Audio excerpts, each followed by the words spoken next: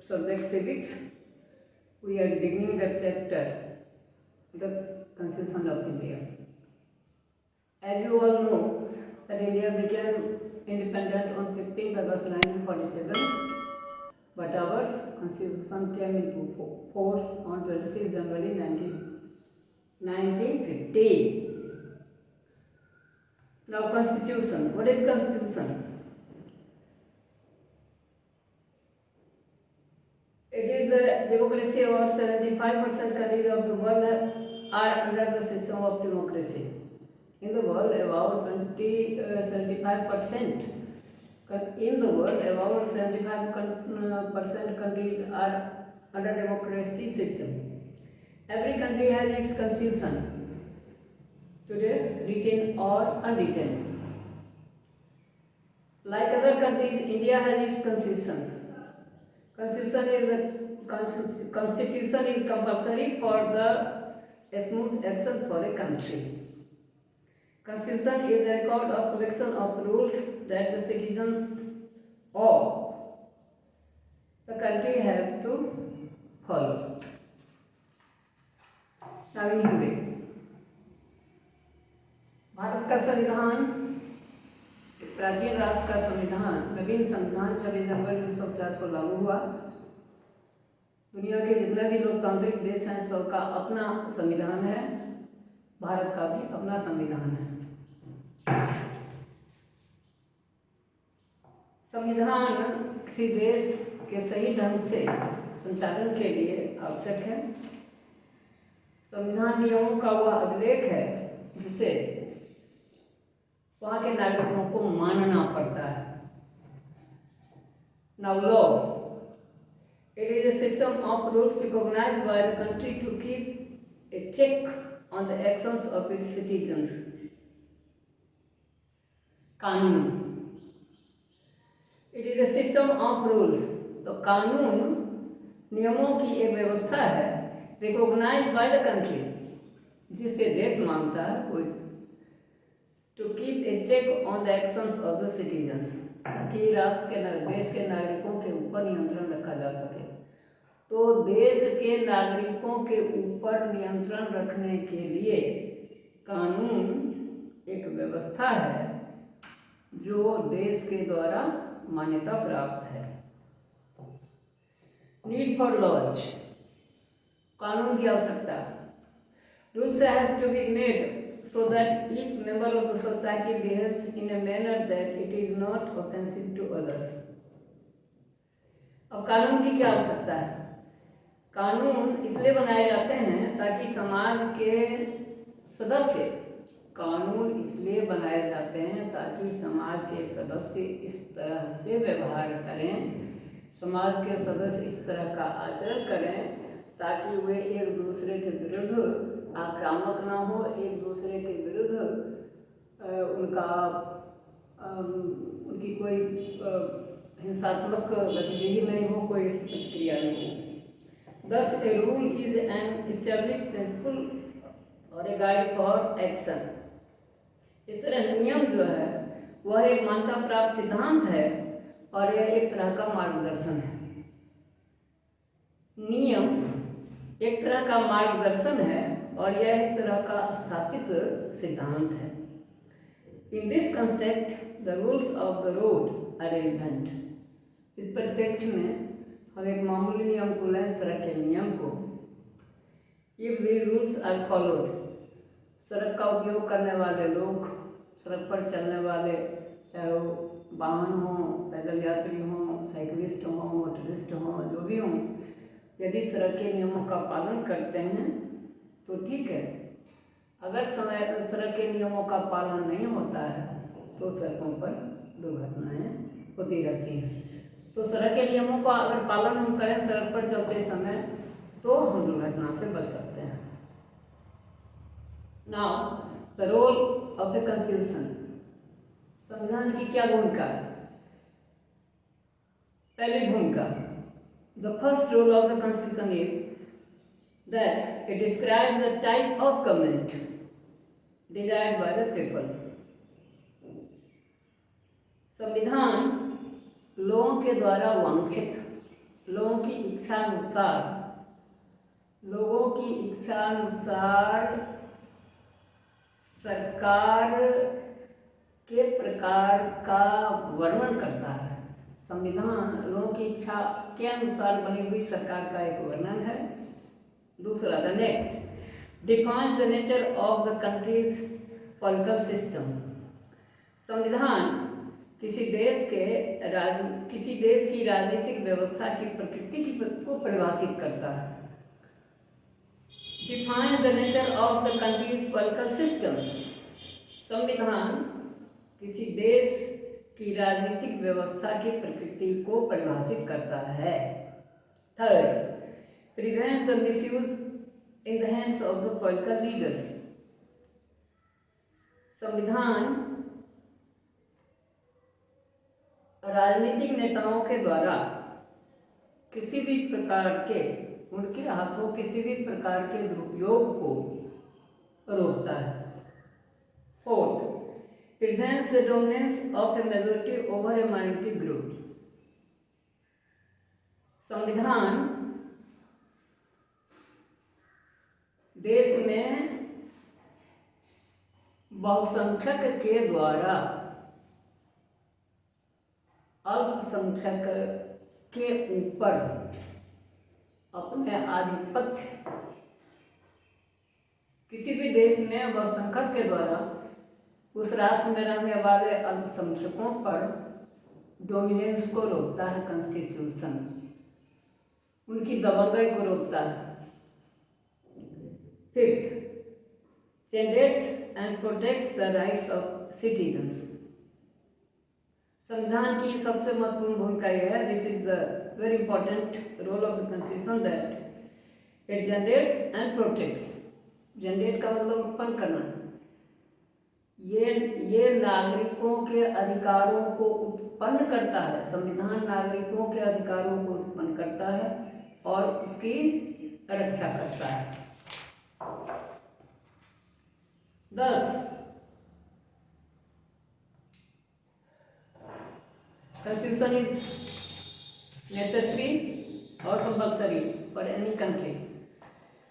Without constitution, there are chances of unrest, anarchy, violence, and unbecoming things in a country which breaks the system of the society of that country.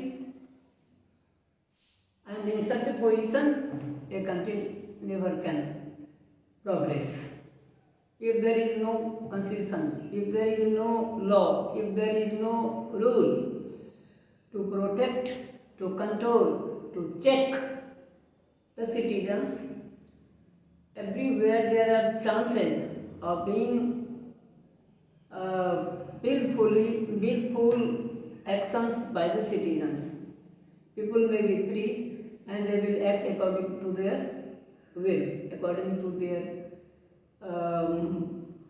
desire, according to their wishes, and that may cause a great disaster, that may cause a great panic, that may cause a great trouble in the society.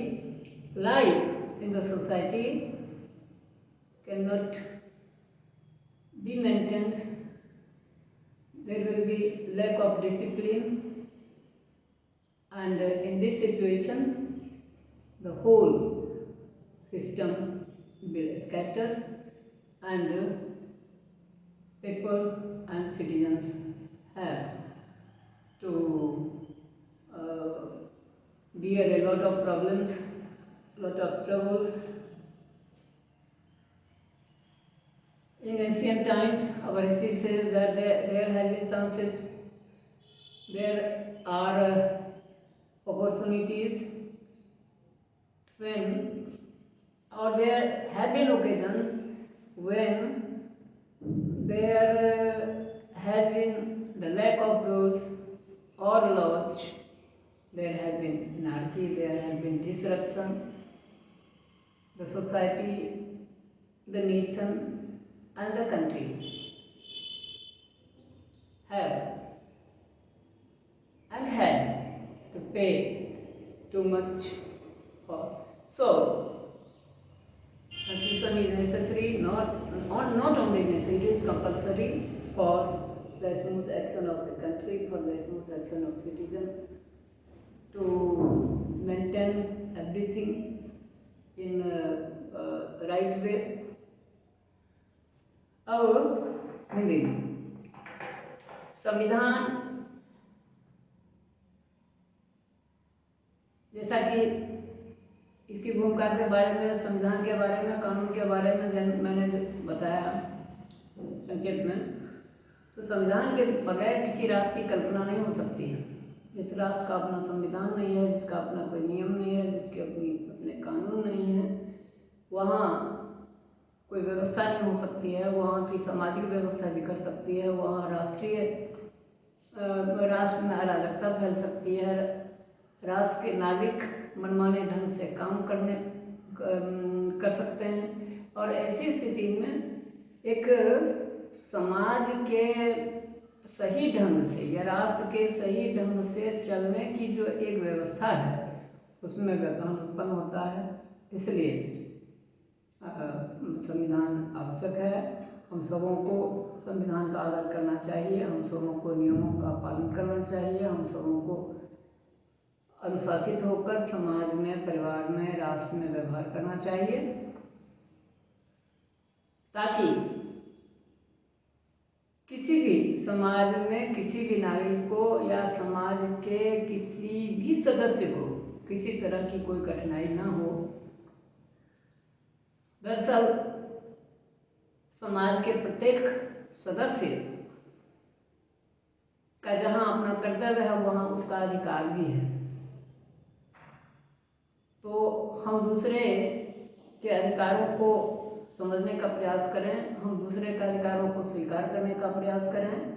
यह हमारा परम कर्तव्य है। बल्कि यह हमारा सबसे पहला कर्तव्य है कि हम दूसरे के अधिकारों को स्वीकार करें।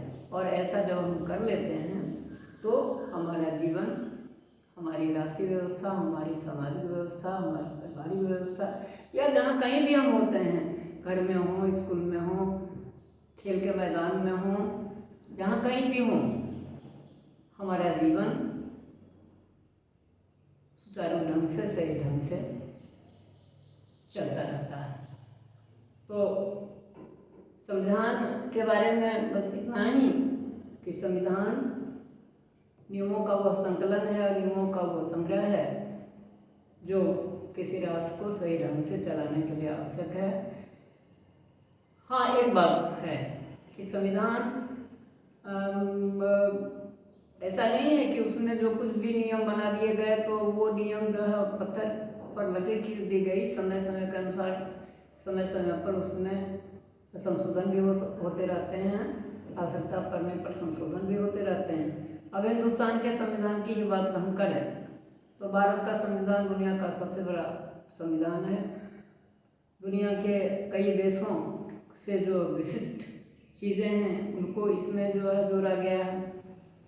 और समय समय पर इस देश के नागरिकों के हितों को देखते हुए उसमें समय समय पर संशोधन होते रहते हैं। उससे हमारे अधिकारों की रक्षा होती रहती है और हमारा जीवन खुशहाली की ओर लगातार बढ़ता चला जा रहा है, बढ़ रहा है। भारतीय संविधान एक लिखित संविधान है। संविधान के प्रकारों में संविधान लिखित और अलिखित दोनों होते हैं। इंग्लैंड, वहाँ का संविधान अलिखित है, मगर हमारे देश का संविधान लिखित है। बहुत अधिक धाराएं इसमें हैं, बहुत सारे अनुच्छेद हैं इसमें, और इसका कारण यह है कि यह एक विशाल राष्ट्र है। हमारा संविधान भारत की विविध संस्कृति का दर्पण है, उसका परिचायक है। भारत के संविधान को तैयार करने में 2 वर्ष 11 महीने 18 दिन लगे थे। हमारे संविधान निर्माताओं ने हमारे संविधान सभा में बैठकर देश की समग्र संस्कृति, यहाँ के धर्म, यहाँ की भाषा, यहाँ की बोली, यहाँ के लोगों के मिजाज, यहाँ के संस्कार, रीति रिवाज, इन सारी चीज़ों के मद्देनज़र उन्होंने संविधान को, नियमों को, कानूनों को, फिर हमारा इतिहास सबसे प्रेरित होकर हमारा संविधान बना और इस कारण ये दुनिया का सबसे बड़ा संविधान, लिखित संविधान बन गया। अमेरिका, आयरलैंड, अन्य देशों के संविधानों से अच्छी अच्छी चीज़ों को इसमें समाहित किया गया, जो समय समय पर हमारे लिए उपयोगी सिद्ध होते रहे हैं और सिद्ध होते रहेंगे। तो अंत में संक्षेप में इतना ही कि संविधान राष्ट्र को चलाने के लिए परम आवश्यक है। राष्ट्र को सुगठित ढंग से, नियमित ढंग से, अनुशासित ढंग से चलाने के लिए संविधान की आवश्यकता है।